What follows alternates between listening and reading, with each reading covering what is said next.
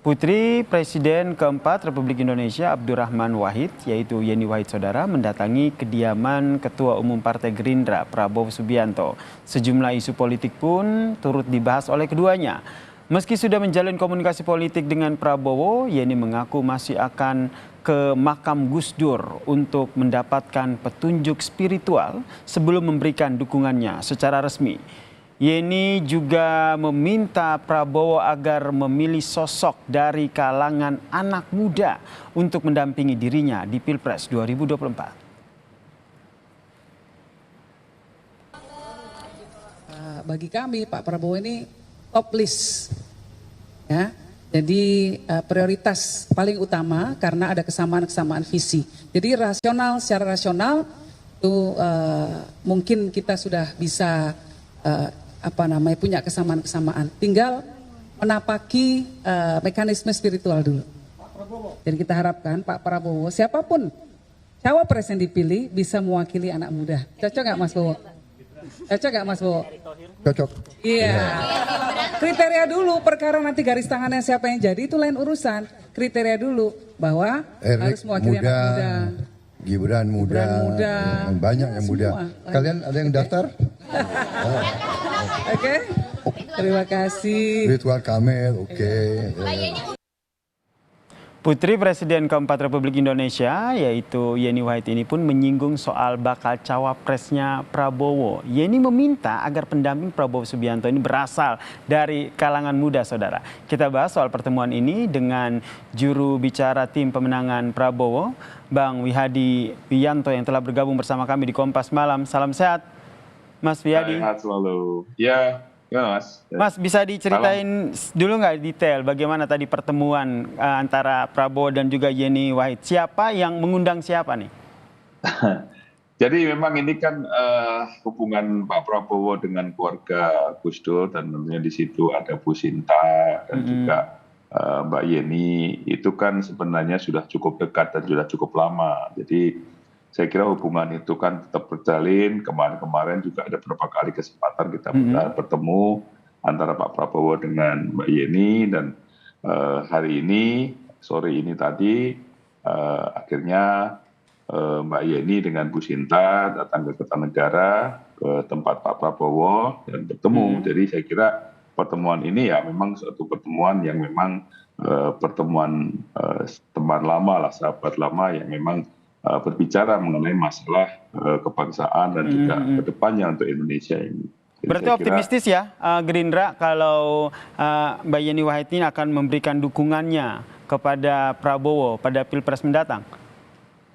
Saya kira kalau tadi Mbak Yeni sudah mengatakan bahwa Pak Prabowo adalah top list, artinya di sini memang Mbak Yeni sudah memberikan satu keistimewaan kepada Pak Prabowo bahwa Pak Prabowo ini adalah top list dalam pilihan Mbak Yeni dan keluarga Gus Dur. Jadi saya kira tadi pun juga Mbak Yeni mengatakan bahwa datang pada saat pertemuan dengan Pak Prabowo itu adalah mewakili para pendukung Gus Dur pada saat itu. Jadi saya kira ini sudah jelas bahwa apa yang menjadi pertemuan hari ini dan juga apa yang menyatakan oleh Mbak Yeni, saya kira semuanya kita sudah bisa memberikan suatu gambaran ke depannya seperti apa.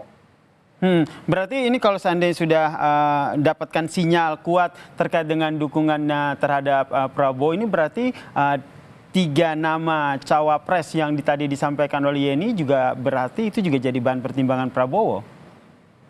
Saya kira memang tadi Pak Prabowo juga sudah sampaikan bahwa sekarang ini dengan koalisi, dengan tim yang ada, itu akan tentunya membicarakan mengenai masalah calon-calon ke depannya yang akan mendampingi Pak Prabowo sebagai cawapres. Jadi semuanya mempunyai hak yang dibicarakan nanti dalam rapat-rapat dengan tim koalisi. Saya kira itu adalah merupakan pernyataan yang memang kita ini selalu musyawarah dalam mufakat untuk menyampaikan ya, siapa yang akan jadi cawapresnya. Yang menarik tadi yang di-highlight oleh Mbak Yeni adalah yang menyampaikan adalah kalangan mudanya nih. Kalangan yang muda ini nih yang disebut Prabowo ini 3 orang nih. Menurut Anda sendiri condong kemana nih dari 3 nama ini? Berbicara soal kalangan muda. Jadi begini, kalangan muda ini kan kita bicara mengenai masalah pemilih kita. Pemilih kita ini kan sekarang boleh dikatakan persentase pemilih daripada generasi baru, generasi Gen Z ini kan cukup besar. Dan saya kira pemilihan daripada yang mendampingi Pak Prabowo tentunya ini adalah menuju mengenai kesinambungan kepemimpinan. Jadi karena dalam hal ini tentunya yang muda-muda lah yang bisa mendampingi Pak Tapi Prabowo. tadi kalau kita dengar Mas, Pak Prabowo sendiri nyebut nama loh, ada Erick Thohir, kemudian ada Gibran, kemudian juga ada Ridwan Kamil nih. Kalau berdasarkan umur kan lebih mudaan Gibran nih dibandingkan dengan 2 calon cawapres yang lain. Ya, itu satu hal yang menjadi pemikiran ke depan juga. Tapi kan tadi Pak Prabowo sudah menyebutkan nama-nama itu. Tentunya dengan nama-nama itu adalah pilihan-pilihan generasi muda yang mempunyai pemilihan daripada kita. Dan ini adalah boleh dikatakan generasi muda yang terbaik lah untuk saat ini, yang bisa juga untuk mendampingi Pak Prabowo, yang disebutkan oleh Pak Prabowo tadi. Jadi saya kira ini sesuatu hal yang putra-putra bangsa terbaik yang mungkin bisa mendampingi Pak Prabowo. Jadi disebutkan nama-nama tersebut. Tapi kita nanti akan tetap membicarakan ini kepada partai-partai koalisi untuk memutuskan siapa yang akan mendampingi Pak Prabowo. Ini arahnya lebih kemana nih untuk mendapatkan dukungan dari pertimbangan koalisi, karena kalau lihat ada RK di situ karena dari Golkar, atau dan juga Erick Thohir begitu dari PAN, atau lebih kepada untuk mengakomodir suara dari Gus Durian? Ya, semuanya mempunyai kesempatan yang sama dan semuanya juga mempunyai hak yang sama, dan tentunya nanti dibicarakan dalam musyawarah dengan partai koalisi. Saya kira itu sesuatu hal yang tidak bisa kita condong kemana-kemana, tetapi permasalahannya adalah semua mempunyai hak dan semua mempunyai kesempatan yang sama.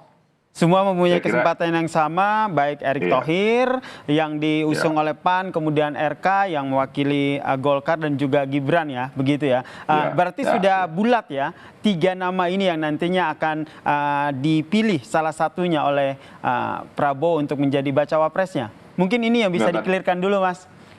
Tadi kan disebutkan oleh Pak Prabowo 3 nama, gitu kan. Tapi bukan berarti bahwa 3 nama itu sudah selesai di 3 nama itu, tetapi kan salah satu yang spontanitas saja disampaikan itu, karena kebetulan beberapa nama itu yang terlintas. Tapi bagaimana nantinya itu siapa yang akan mendampingi, tentunya itu nanti akan ditentukan. Tetapi 3 nama itu menjadi satu list yang memang akan bisa mendampingi Pak Prabowo. Tetapi bukan berarti sudah tertutup, tidak, tetapi ini masih bisa berkembang dan masih bisa untuk diputuskan siapa nanti yang akan mendampingi Pak Prabowo. Jadi masih terbuka, bukannya tertutup. Masih terbuka, tapi kira-kira Mas Wadi, faktor penentunya nanti apa? Selain tadi ada spill dari Mbak Yeni, yaitu dari kalangan muda. Ya, faktor penentunya adalah partai koalisi nanti, siapa yang akan hasil dari musyawarah mufakat itu, siapa yang nanti akan ditentukan untuk menjadi pendampingnya Pak Prabowo sebagai cawapres nanti. Jadi nanti tetap itu adalah merupakan hasil musyawarah mufakat daripada partai-partai koalisi. Oke, berarti lebih mudah dicalonkan dari partai koalisi begitu ya? Iya, enggak juga, partai koalisi kan. Oh, enggak juga ya, berarti peluang dari Gibran juga masih besar ya, porsinya sama begitu ya dari dengan RK dan juga Erick Thohir begitu ya? Saya kira kan semua, saya katakan tadi, semua punya kesempatan yang sama. Jadi nanti barulah nanti pada saat musyawarah untuk mufakat baru bisa ditentukan siapa itu, tentunya itulah kesempatannya kepada itu. Tadi Mbak Yeni mengatakan tinggal nanti siapa yang nasibnya yang akan menentukan, dan ini kan sudah jelas tadi Mbak Yeni juga mengatakan itu. Jadi nama-nama itu tetap adalah menjadi nama-nama list yang akan bisa mendampingi untuk kalangan muda. Tapi kan Mbak Yeni tadi sempat mengatakan ya nanti tinggal siapa dari nama-nama itu yang memang nasibnya akan bisa mewakili kalangan muda untuk mendampingi Pak Prabowo sebagai cawapres. Itu kan tadi sudah disampaikan seperti itu. Kalau dari Jadi koalisi seperti sendiri itulah. kan kita lihat nih Mas Wihadi, dari ada Golkar, ada nama RK tadi, kemudian dari PAN ada Erick Thohir begitu. Ini apa ya, diskusi internalnya nanti akan seperti apa? Kalau seandainya sama-sama saling ngotot begitu dalam tanda kutip, nanti pemilihannya akan seperti apa?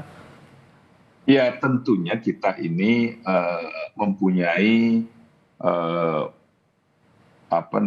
pandangan dalam masalah musyawarah mufakat. Kita ini kan bangsa Indonesia ini kan terkenal dengan sistem musyawarah mufakat. Apalagi kita ini partai koalisi yang akan kerjasama. Artinya kita ini mempunyai kans untuk musyawarah mufakat. Jadi dalam hal ini musyawarah mufakat ini kan bisa saja kita mencari yang terbaik dan semuanya mempunyai kans yang sama, tetapi pada saat kita bicara semuanya mufakat dan kita dari musyawarah itu tentunya akan kita hormati bersama. Jadi saya kira tidak ada satu hal sistemnya bagaimana, kita tetap mengutamakan musyawarah mufakat itu. Baik, berarti cawapres muda yang dimaksudkan oleh Mbak Yeni Wahid ini bukan karena umurnya yang muda ya, tapi lebih kepada muda secara semangat dan juga yang lain ya, Mas terakhir. Ya, saya kira generasi muda ini kan ada yang mewakili milenial kan. Ya, jadi saya kira semuanya kalau kita melihat daripada kriteria PBB untuk usia muda, usia tua itu kan semuanya itu masih golongan remaja, masih muda itu semua. Baik. Kan? Nah. Baik, kita nantikan nih seperti apa nih pilihan dari Prabowo Subianto dan juga koalisi yang tadi Anda sebutkan, akan ada diskusi internal di dalamnya. Terima kasih Mas Wihadi Wianto selaku juru bicara tim pemenangan Prabowo telah berbagi informasi di Kompas Malam. Salam sehat. Malam.